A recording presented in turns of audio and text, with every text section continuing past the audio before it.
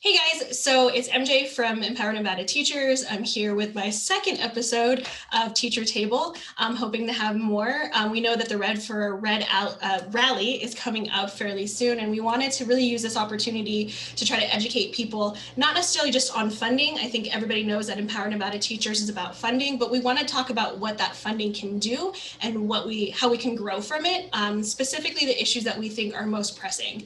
Since it's the new year, I know that I'm spending a lot of time reflecting about my resolutions and how I want things to change and grow. But in thinking about that, I know that for myself, it's been one of the most difficult years teaching. And I think we're realizing a lot of things in our system that are not going the way that we want. And I think specifically mental health is a big issue that's coming up right now. But I really wanted to sit down with different stakeholders in education who are here today to kind of discuss a conversation about how mental health is impacting education, how we want to see reform if we are able to work for these funding changes. So I'm just going to talk less and introduce my panelists today. And I'll just call on each of you one by one. If you just want to say what school you work at or how you're connected to education, a little bit about your background and what brings you here today. So I'll start with Dana. Hi, Dana Hamilton. I am a high school counselor at Spanish Springs High School. I have been a school counselor for 18 years. This is my 14th year at a high school. I actually was in Washington as a high school counselor for 8 years and then elementary school for 4. I'm not sure if I said that twice. Prior to that, I was a mental health therapist for 3 years. And so I'm here because I think mental health is very, there's a lot of problems kids have with mental health issues right now, but they've always had problems with mental health issues. So if we can bring light to it now more than ever, that's great. Thanks, Dana. Sean? My name is Sean Richardson. I'm a teacher at Washoe Inspire Academy. I've been teaching for 8 or 9 years. Before that, I worked through the district for the Team Up program as a tutor and a teaching assistant. And I think just dealing with middle school students and now at Inspire, we deal with so many students that have mental health issues, and we see how it really impacts their ability to learn and their capacity to even function in a school environment. And I think it's something that it's important that people realize and understand, since it's being brought to the spotlight with the pandemic, but I feel like it's just being used as a convenient excuse. Thanks, Sean. Jen?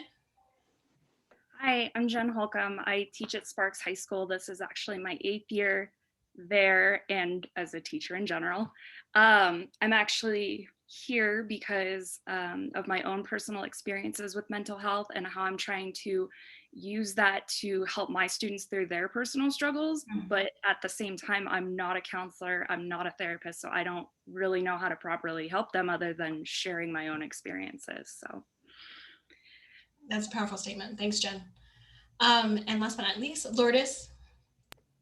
Hi, everybody. I'm Lourdes Calzada. I'm a 2010 Sparks High School graduate. And I'm here because my partner is an educator in the district. She teaches at a high school. And aside from that, I am also a mental health therapist. I'm a marriage and family therapist intern. And with that, I'd like to add a little disclaimer. So today, what I will be talking on will be my friends' experiences. In order to keep confidentiality, I won't speak on experiences that I've seen with clients. And when I speak about my friends' experiences and my partner's experiences, my experiences growing up, I'd like everyone to keep in mind that I don't diagnose my friends, nor do I use any mental health techniques with them that I would with a client. I have more of a supportive role with my friends and my partner. Lourdes, like having many conversations with you over drinks. I'm kind of glad to know that, but I think I knew that already. I want to kind of just reintroduce myself. I think most people have seen me at least around, but I have been teaching at Worcester High School, or was teaching at Worcester High School for 4 years as an English teacher, and this is now my 5th year at Sparks High School. I kind of want to just jump on what Jen said. I'm not here as any expert. This podcast is really just to facilitate conversations with people that I think are very intelligent and have stakeholders that are involved in this process. So I am the same. I think there are a lot of things that my students need, and I don't know exactly how to help them, and I don't think we necessarily have the resources to help them. So as I mentioned already to this group, I'm going to shoot out some questions. I don't think anybody has to answer in a particular order. And then you can kind of just unmute yourself as you please, but address what you want to address. I'd like the conversation to be kind of organic. I thought we could start kind of just generally and just talking about, I think sometimes people don't necessarily can make the connection to mental health and education, except in these moments of turmoil. And so I want to know kind of what do you think that relationship is? How does mental health impact education in the ways that you've noticed, or just in general? And anybody can start. I've definitely seen an impact on education, if a student has a mental health issue. And my experience here, especially in Washoe, is that anxiety seems pretty prevalent in kids that I work with. Depression also looms large. I think that what I've noticed now that we're doing distance ed and we're on the hybrid, kids are quieter, which is concerning, I think. Because I think they are just sort of left to their own devices, and they're maybe at home more, online more.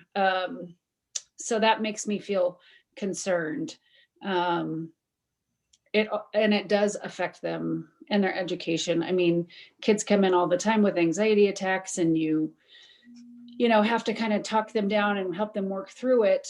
They're missing class, and they can't get ready to go back to class for a while. And that's just one instance, daily struggles with anxiety and depression. So I think it makes a huge impact.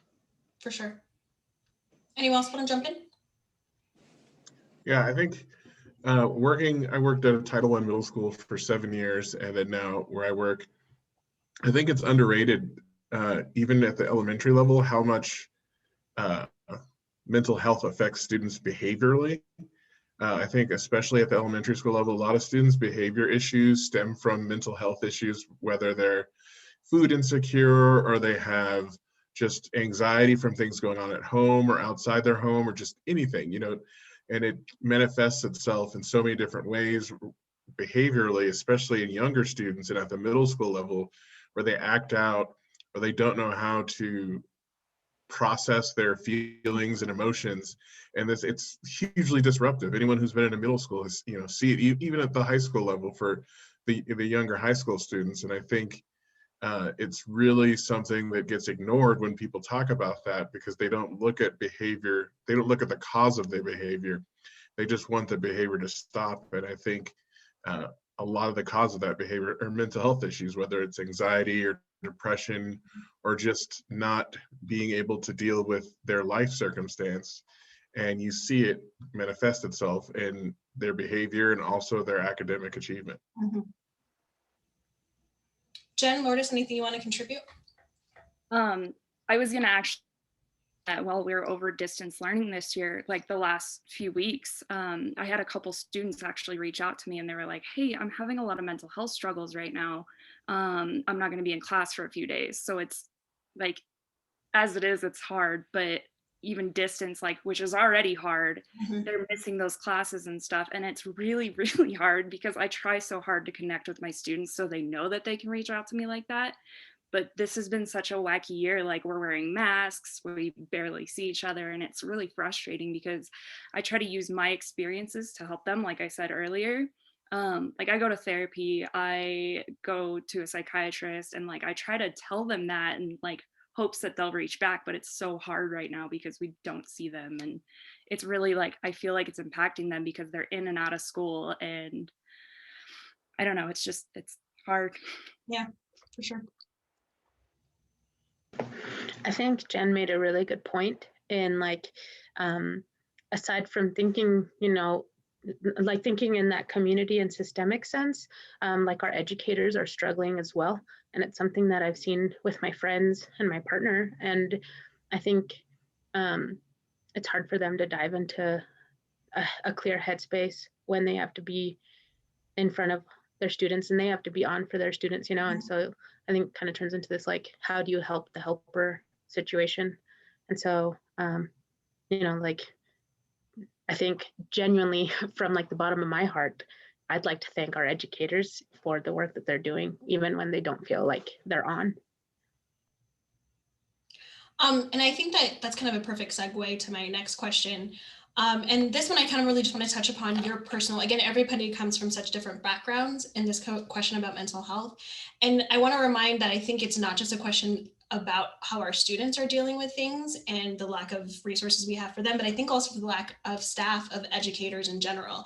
And we could probably even broaden that to just the lack of mental health care in the US, in Nevada, in society. And so I'm just going to kind of call on each of you, and if you could just talk a little bit, about in your professional experience and also your personal experiences, do you have any, personal stories about how mental health stops you from doing your job, stops your students from getting what they need?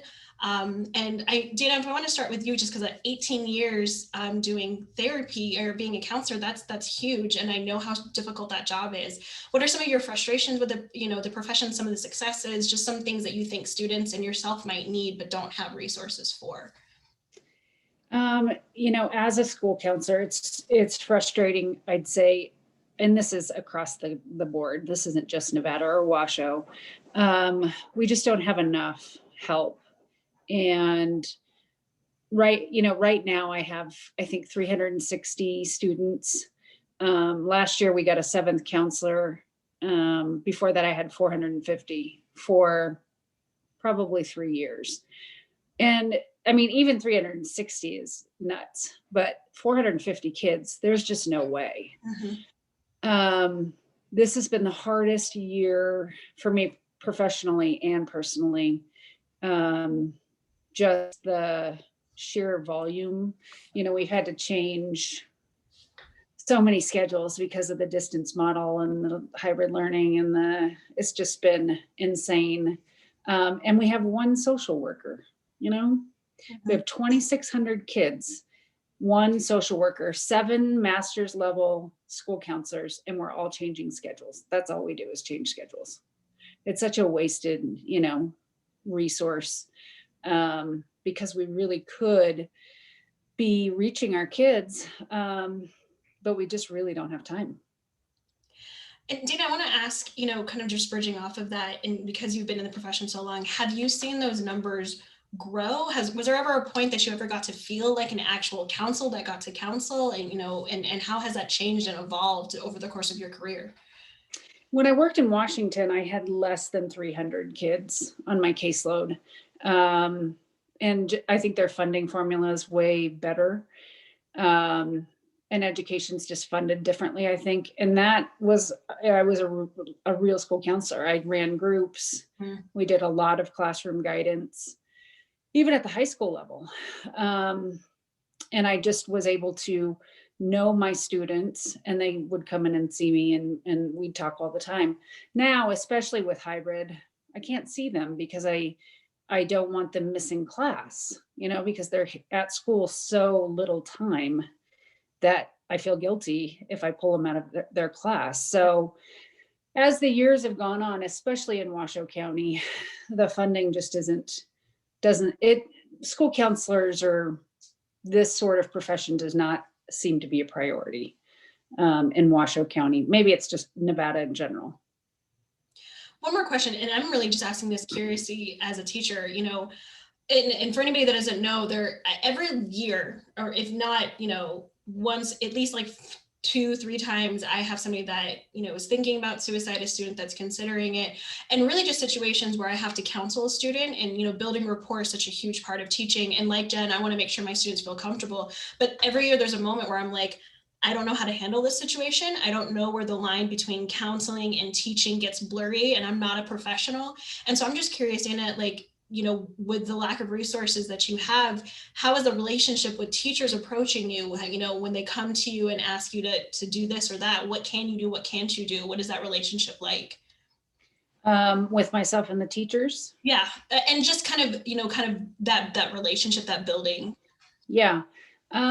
We have a lot of referrals from teachers, and we have, they'll just email us or call us or come down and talk to us and say, this kid wrote this journal article and they mentioned this, or I'm really concerned about this kid. They've been acting different. So that's great. I mean, the teachers are our eyes and ears, basically, because we don't have that kind of day or every other day now, I guess, interaction with students.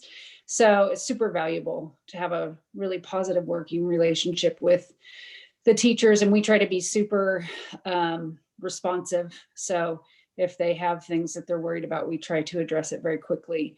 And then it's a good way to, we can follow up on kids, students. And I've even had teachers come in and cry about their own lives.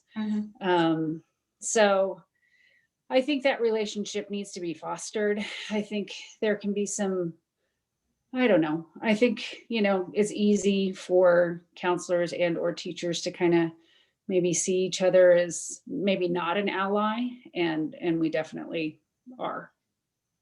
Great, thank you. Jen and Sean, and either one of you can answer in whatever order, going back into the classroom, just how does mental health kind of play a role in your teaching? In what ways does it make things difficult or closer? I just want to know your experience with mental health as a teacher. And then again, it could be your own personal experiences as well.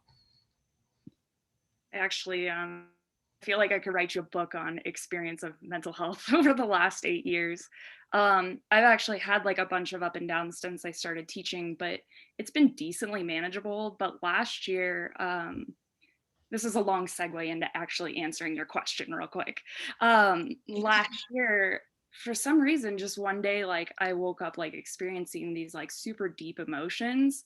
And then like I remember going to one of my admin about it, and I was like, hey, this is going on. It's super weird. And then the next day I went in and I was just bawling, and I was like, I feel anxious, like my heart's racing, I don't know what's going on.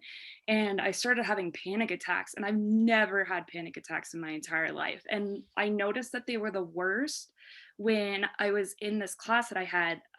We only have 3 senior level, I don't even know if we have the third one anymore. We had 3 senior level math classes, and they were all the kids were required to take a math class last year. I don't know if that's still a thing, but it was prob stats, trig pre-calc, or algebra 3. And of course, like all the kids were like, well, I want to take algebra 3. That doesn't sound horrifying. So I had 40 kids in one of my classes and 38 in the other. And the 40 kid class, like if everybody was there that day, I had kids like smashed up together because like we tried every single seating arrangement and we're like, I don't know what to do. So I noticed they started getting really bad during that class, especially. And it actually got so bad that I got put on leave from work for a few weeks. And so anytime my students struggled, I felt so incredibly guilty. Like if they were not doing well on the next test or whatever, I was like, well, it's my fault because I got put on leave or whatever. But I ended up like dealing with like, I started doing therapy. We did that a couple times a week for a while. I got a medication and everything. And around like January, February, I started feeling a lot better. But then COVID happened. So we got taken out of school. When we went back, I actually like felt really good and I was excited and I was like, oh my gosh, this is so great for my mental health. And then a couple weeks later, when kids started getting excluded and teachers were excluded and everybody's prep subbing for everybody else, and it was just chaos. And I have a husband with autoimmune. So I was just terrified being at work. So like my mental health just like, and even still now, like I'm still scheduling twice a week therapy appointments and I feel like I'm going insane and I don't even know how to help my kids because I can't even handle it myself sometimes. So. And Jen, I want to thank you again because I know that this is a difficult conversation, for being really brave, but I'm curious, there have been times where I've been curious about, getting therapy. And I know that the district offers, I think, 3 free sessions, and please someone correct me if I'm incorrect on that. And so I'm just curious, Jen, when you had these moments, what resources were offered to you and what resources were not, like, was there anything professionally that was able to kind of get you back into the classroom, or was that a struggle? So, okay, like 20 things to answer your Yeah, question. sorry, that's a lot. So first of all, 150%, I always recommend people to go see a therapist if they're even considering it. Students will ask me, and they'll like, I had a kid come to me last year and he's like, I want to tell my mom that I want to go see a therapist, but I'm scared. And I was like, if I was your mom, I'd be more worried if you weren't telling me than if you are. But going back to your actual question, I actually got really lucky last year with getting put on leave. One of the admin that I'm really close to, I ended up having a panic attack in my classroom with him there. Mhm. And so I took the next day as a personal day, and then I came back and my principal, and he pulled me into the principal's office. That sounds really horrifying. And I was told that I was placed on leave. And thankfully, the district was taking care of that, like financially. But once I went to their, whatever it's called, their evaluator for the leave, he suggested I got put on like 2 extra weeks or something and started going to twice a week therapy. And that day, it was like day like 7 of my 10-day paid leave, they stopped paying and I had to use sick days. So I ended up fighting it and coming back to work, but it was hard. And that whole 3 free, I could not figure out. I tried that my first year, just to try out therapy. And I went to the place they told me to, and they were like, oh yeah, your first appointment's free. So I went, and then I got a bill for it like a couple months later. And I was like, I thought this was free. And they're like, nope. And I was like, Oh, okay. wow. So I didn't know how to fight it. Like, I'm a big pansy. So I'm like, I don't want to fight. I'll just pay you money. So I don't know how any of that works. Okay.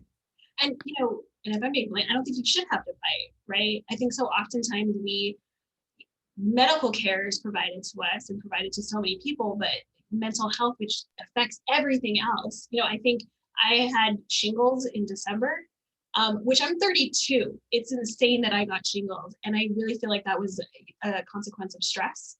And so, like, there are things that could assist in that, but that's never, your brain's never taken care of as much as your body is taken care of, right? Anyways, thank you, Jen, for that story. Sean, anything to add, kind of just in your professional kind of scope of what's been going on with you the last few years that you've been teaching? Obviously, yeah, like, mental health is just a huge thing you have to consider when working with students. My background is in psychology, so it's always been something I've looked at, but I think the more I taught, the more I started to look at myself and my fellow teachers' mental health. I would see teachers who are obviously stressed and burned out, and they weren't in a place where they could provide the empathy and give the students the care they needed mental health wise, because they themselves weren't mentally sound. Working at a Title I school, as you guys know, is stressful. And the more you give, the more is needed. Mm-hmm. And it caused me to leave my last school. I mean, I loved working there, but I was mentally exhausted and burned out. I couldn't even. It was like PTSD. I couldn't even imagine going back there the next school year. And last year was my first year at my new school, and it's much smaller and way less students. And it was like, I don't even know how to describe the relief it was, just not having so much, depending on you. Mm-hmm. It was just, it wore me down. And even though as much as I loved it and was passionate about it, it was just not sustainable. And I think that's something that people have to realize, that, some of these, working in some of these schools and some of these jobs, it's just not sustainable if you're doing everything you can. And you have to realize that sometimes you have to walk away, and it's sad that that's what teaching has become, but there's just too much being placed on our shoulders. And this was all before COVID. I couldn't imagine what it would have been like being at that school this year. And it literally it gives me anxiety just thinking about it. And I'm so glad that I left when I did and didn't, you know, let the guilt of staying or feel like, you know, I'm leaving my students behind keep me there, because it wasn't healthy for me mentally or physically. Yeah. I really, you know, it's such a cliche that teachers wear many hats. And so people kind of dust it off as like, you know, we're the jack of all trades or whatever.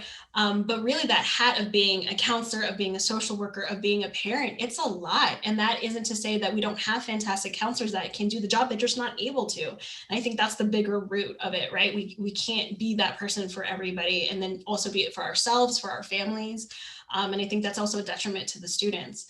You know, Lourdes, I know that you're coming at this in kind of a more personal side, but I, you know, as a student at Sparks High School, as a student in Washoe County School District, were there any experiences that you had with mental health then? And if not, kind of maybe the experiences of your partner or your friends, just what have you been noticing and seeing in these last few years about mental health surrounding education? Yeah, I mean, when I was going through school, actually, I when I was working on my graduate degree, I had worked with volunteer services with the school county volunteer services. And it was really cool. We had like a tutoring program set up for some of our schools. And it was really interesting to hear some of our educators say that they were having difficulty. So pre-COVID still having difficulty finding mental health services for themselves and for their students.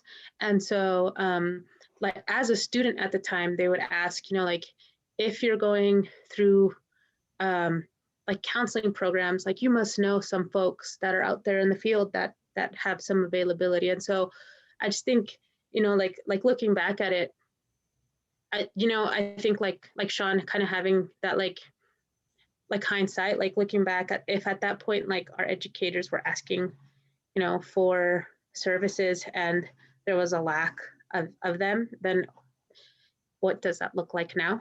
You know, and I think, yeah, like a lot of my peers even have had, you know, they've filled up and they have these wait lists right now that are pretty insane, you know, and I think it's hard for individuals to find the support that they need. I know for like my friends and my partner, like it has been difficult to find the support that they need in order for them to feel like their mental health is being supported just like their physical health would be, you know. And so, yeah, I think even as a kid, like it was difficult to find some services. And I think I remember specifically like my sister, like she had a lot of moments in her academic career where she really needed some support in her mental health. And I don't think it was ever adequately provided. And I think that there was a lot there at stake, you know, like, and a lot there too that was working against her favor. And I think for sure, like having a ton of kids to think about, right? Like having this huge load on our educators and having a huge load on our school counselors. I don't think it necessarily helped her situation. And I think at that point, like a lot of the things that she was struggling with were brushed off as like adolescent, you know, like teenage angst, when they were really serious issues that needed to be addressed. So the next question I kind of want to dive into, and again, people can answer it if you can't answer it. I think this one will be more addressed to like kind of educators. I think one mental health, like maybe it's wrong to call it a Band-Aid because I'm not exactly sure how it fully works, but SEL has become this like great buzzword, right? Socially emotional learning. And so if I'm being really honest, I don't have too much experience for it. A lot of the times it was taught in classes that I didn't have to teach. And so, because I generally teach some seniors, and then like oftentimes I had other extracurricular activities that I didn't have to do. So I just wanted to see if anybody wanted to address social and emotional learning, you know, in Washoe County, in our school district, you know, or education as a whole. What does that look like for people that don't know? What are successes? What are its failures? And anybody can pick it up. I think SEL is great in theory, But I think in practice, it hasn't really caught on because people look at it as like a lesson or something they can do every once in a while, where it's more like a shifting of attitudes and how you interact with your students and yourself on a daily basis. I was the SEL lead for 3 or 4 years at my previous school, and there wasn't buy-in all the way from the top down. So me and the other teachers on the committee, we would make these lessons and pass them out, and no one would do them. Or, some people would do them, but some people wouldn't. And we tried to emphasize that like this wasn't about the lessons. It was about changing your attitudes and being more aware of your interactions and how you interact with your students emotionally, being aware of your own emotions. And I think it's just become this thing, another thing that people use to, cover themselves and say they're doing something about a problem without actually doing it. They just say, oh, we've got an SAL person and we do this, and it's just something you can throw in your school improvement plan so that someone in the district sees that you're trying to do something. But like many of the other stopgaps, it's not really effective, and it's not really addressing the true problems because there's no time for teachers to actually do it, or to invest. There's so many other things that just gets put on the back burner, and the students suffer for it just like with everything else. But no one does anything because the district can technically say, look, we're doing SEL and it's proven to work if it's done right, but no one's really saying if it's done right. Sean, two follow-up questions with that. One, why do you think there was difficulty from the staff that you worked with buy-in? And two, and maybe I should ask this later, what training did you get to be SEL lead? Like, what resources did you get in order to train others? At first, no training. It was just like, who wants to do this committee? And it was something that I had started doing already in my teaching style. So I was asked to lead it because it was something I was aware of and incorporating already. Eventually, I did go to some district trainings for it. But secondly, the buy-in, some people just straight out didn't believe in it. They think it's just like anything with mental health, it's stigmatized and it's seen as, psychobabble or like that isn't worth investing in. And it's hard to quantify, and anything that you can't quantify, gets pushed aside in our data-driven, obsession. And then also some people wanted to invest in it, but just didn't have the time or the energy to really do what was necessary to make it effective. But I think the main thing is just people didn't believe in it. They thought it was just another gimmick and another catchphrase. And I've seen mental health professionals in schools I've worked at who didn't believe in it and thought it was a bunch of BS. And they don't believe in trauma-informed practices and things like that. So if you have the people who are supposed to be most about it not believing in it, it's hard, to justify as a classroom teacher buying in when administrators or counselors or social workers aren't buying into it. Yeah. Anybody else want to jump in on the SEL? I actually co-taught freshman seminar last year, and I was supposed to be co-teaching like an SEL class. I think it was like 1 day a week or something like that. And it was really frustrating actually because we couldn't get the kids into it. And I think one of those reasons where they would come in and they'd be like, well, none of the other freshman seminar kids have to do anything. And it's like, well, that might not 100% be true. I could see that being a thing where people are just like aren't implementing it. And like, to be honest, some of the lessons that we got, because we just got kind of handed lessons, there was no training or anything for it. And I say that as nice as I can because I love that our administrator who's in charge of it, she's amazing and she will help you 150%. But like Sean was saying, like, I just don't have the energy to invest in like making it amazing and making my lessons my own. So we tried as hard as we could to make them more engaging, but it's really hard when the kids aren't buying in at all. And you're not really sure of what you're doing and if you're doing it the correct way, if that makes sense. I think part of it too, you know, I want to make clear as we're discussing these things, I don't think, you know, the lack of resources that we have can be blamed on admin. I don't think that can be blamed even necessarily on the district, right? We just, funding is so inadequate here in Nevada that everything trickles down and that affects every avenue. So of course, I'm sure that we want to train people for SEL, you know, the right people, not necessarily just teachers, but what do you do when you only have so many hands on deck? Right? And even less so now because of COVID and our shortage of teachers and our shortage of subs, and that creates another kind of, you know, storm. You know, the next question I have, and this is kind of a large one, is I think a discussion that I've been hearing a lot with mental health is what responsibilities lie in school and what responsibilities lie in society. You know, who takes the buck of trying to help, you know, specifically students through these processes. So, you know, where do we think, what should be addressed in school and what really should be addressed holistically in society with mental health care? Again, anybody can take this question. I'll go.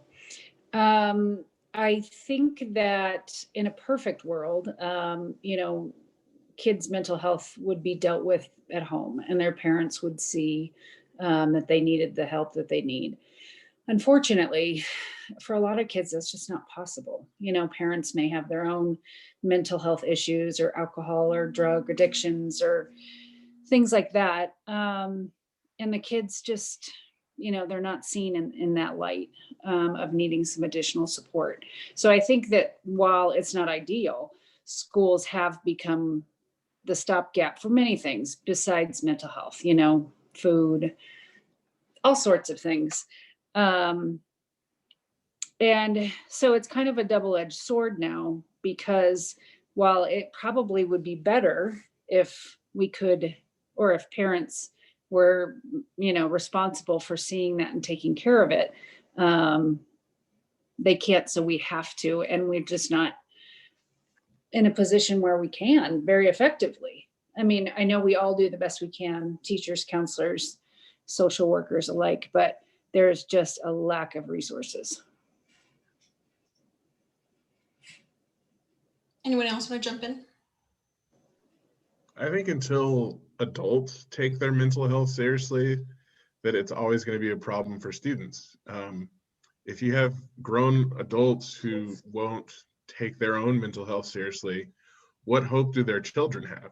You know, they have no, you know, if someone doesn't value their own mental health, they're obviously not going to value the mental health of their kids. And I think that's the biggest problem we're facing, you know, as a society. It's just that lots of people need mental health and have mental health issues and don't get the help for various reasons, whether it's lack of access to healthcare or just not believing in it based on, you know, social stigmas. And as long as that's around, it's going to be difficult for us to address the problem with students, because there's just not going to be any value placed in funding it.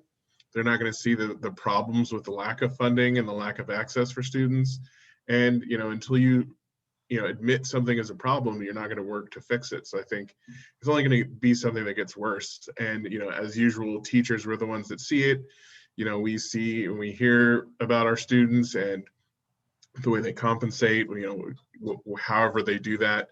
And we're the ones that have to deal with it without resources, just like everything else. I think what Sean and Dana said is, like, I totally agree with it. I think it's super on point. And I think it makes me think a lot about, like, you know, like many other things, once this pandemic hit, I think there was so much that we figured out, right? Like that we figured out, the individuals that it wasn't affecting, figured out that there's a lot of things that were going unseen or they weren't taken care of, right? Especially in our communities, you know, of color, our Black communities, our Indigenous communities, our Latinx communities, our Asian communities. And I think, like, now that we're starting to see some of these things come up, we're starting to realize that these were bigger problems, right? Like, and again, the individuals that it wasn't affecting are starting to see that these were bigger problems. But I think, like Sean said, like it's still going like, well, we don't know how to fix it, right? Like it's still kind of being ignored. And until we address those issues, then I don't think some of those changes are going to trickle down to our students. And I think too, yeah, like there's a lot of cultural stigmas around mental health, right? Like, I mean, as a Latina, like I can totally speak to like how in my household, right? And I'm not speaking to like all Latinx households, but in mine, growing up, like mental health wasn't something you spoke about. And I think until recently, like a year ago, 2 years ago, we finally started speaking about it in my family and in my extended family.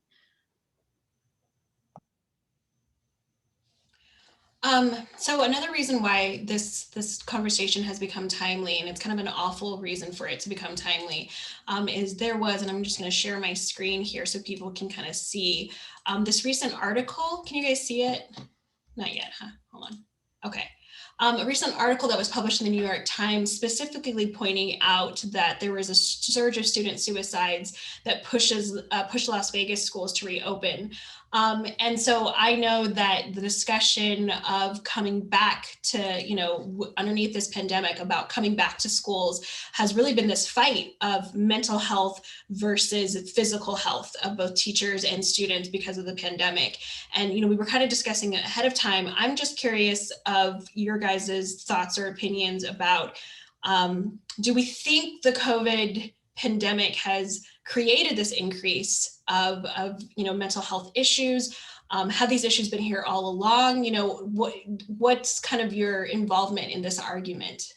I'm frustrated that mental health and I think Sean has already mentioned this multiple times, has become like this button issue that we just keep pointing at and saying like, oh, look, yeah, this is the reason why we need to reopen schools. But I don't think it addresses any of the bigger issues of funding, of resources that really help mental health become an actual prevalent issue, right? We're just just because we open the schools doesn't mean that everything's solved and magically these mental health issues, dissipate or disappear, so.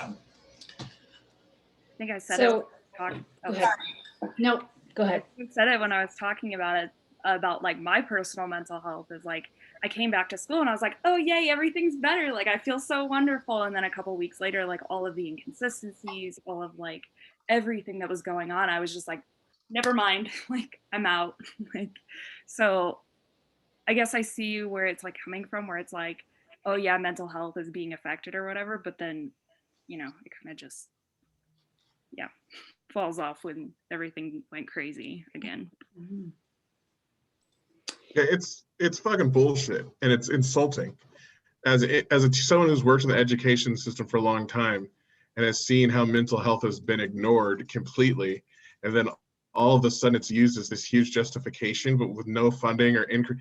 Yeah, like Dana, having 400 students is a joke. Like that's not mental health. You can't do. You're not a counselor. You're a scheduler. And Yep. One social worker per school. What can that person even really do?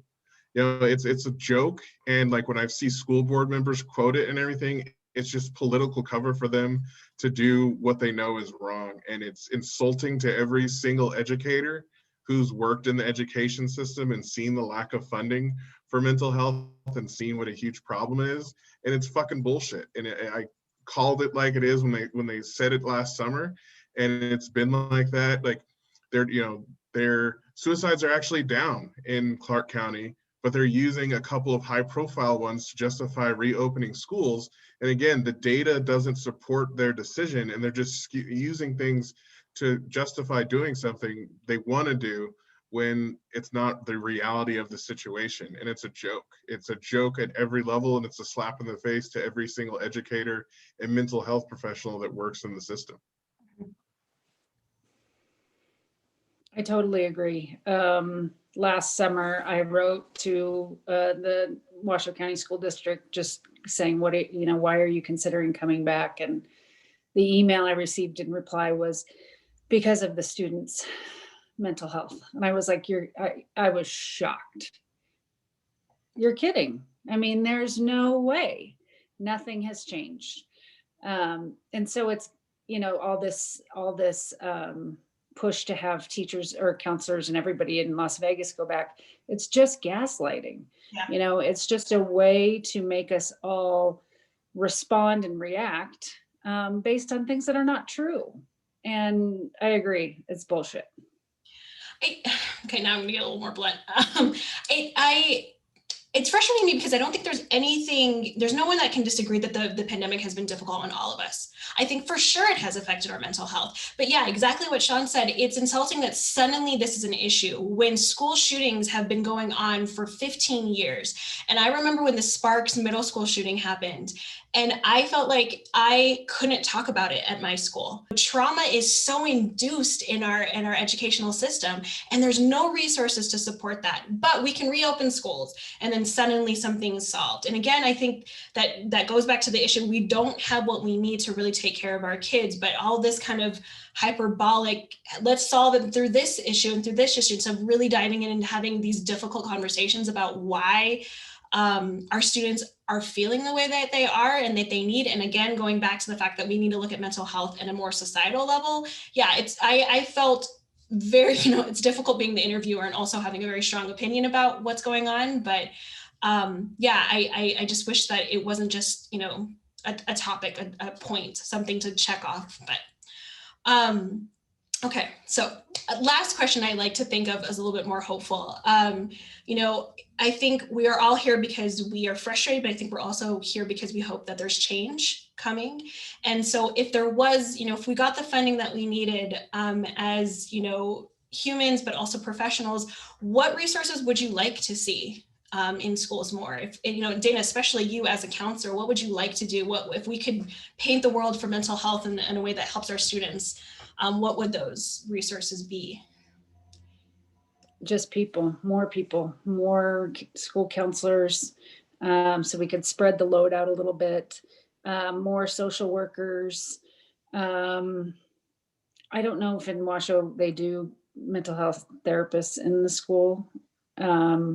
We just need kind of like the district says, all hands on deck. That's for sure. We need more people. That's it. Highly trained people that want to help. Jen, Sean, anything that you would hope would kind of happen if we got more funding and more resources?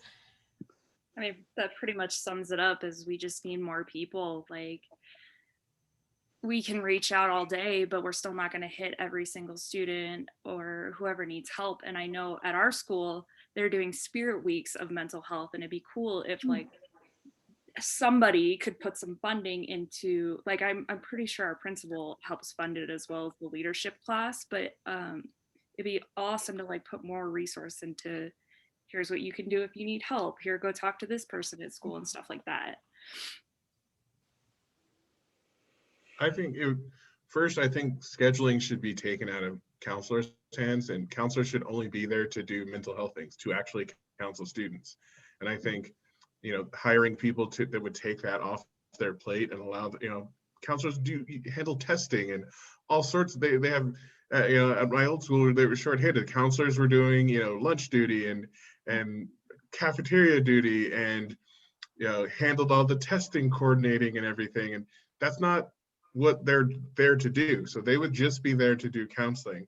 And I think having more social workers at schools as well to coordinate and to get into homes and work with families and work with students would be huge as well. And I think just investing in enough staff overall to lower classroom size so that there's less students, so you can know your students more personally and get to know them better and interact with them more. And also, pay teachers more, so you have people who are invested and qualified and not stressed about making ends meet, and can come to work ready to provide their students what they need without having to worry about their own personal life and personal situations. So I think just more funding in general. It's a problem that's caused by the lack of systemic funding in education, and just how it's undervalued in our society, and how we're looked at as glorified babysitters, and that this is just another one of the problems that's arisen because of it. one thing I forgot to mention was, so at Sparks, we lost our social worker last year, not by any fault of Sparks or the district, it's just budget cuts. And so we now have 2 great social workers this year through community and schools, but that's a program funded by Tesla. And it's insane to me that we need these corporations to give us the resources that we need in public schools. It's frustrating that Tesla has a hand in helping us in that sense. Lourdes, I know you can't necessarily speak about education, but I also know that obviously mental health is not just, as we've mentioned multiple times, an issue in education, but it's, it's stigmatized and underfunded in just society in general. So, as a new therapist, if you got the resources that you could need, if you could dream a perfect scenario, what would that look like? What would you want?